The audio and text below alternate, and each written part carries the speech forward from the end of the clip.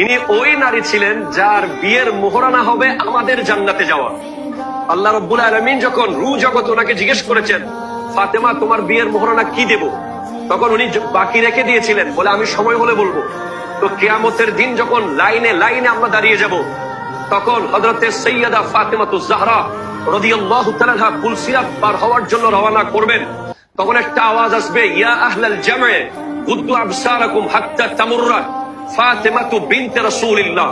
হে হাসরবাসী, সবার মাথা নিচু করো, চোখ নিচু করো, যতক্ষণ নবীর বেটি ফাতেমা পুলসিরাত পার হবে না।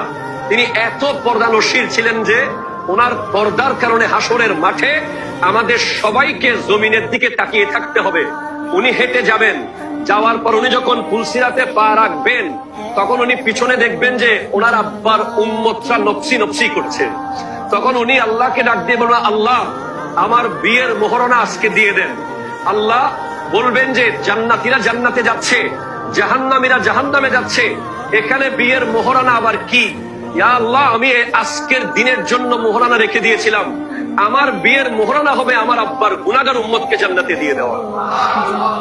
সেই ফাতেমাতুজ জাহরা রাদিয়াল্লাহু তাআলা আনহা গোটা নারী সমাজের আইডল। পুরা বিশ্বের জন্য একজন যথেষ্ট, আমার নারী, আমাদের মা বোনদের জন্য। আজকের পৃথিবীতে সবচেয়ে গরিব যেই নারী, যে মনে করে যে আমার চেয়ে গরিব কোনো নারী নাই, যার স্বামী দিনে এনে দিনে খেতে পারে না, তার চেয়েও গরিবী এখতিয়ার করেছেন সাইয়্যিদা ফাতেমা।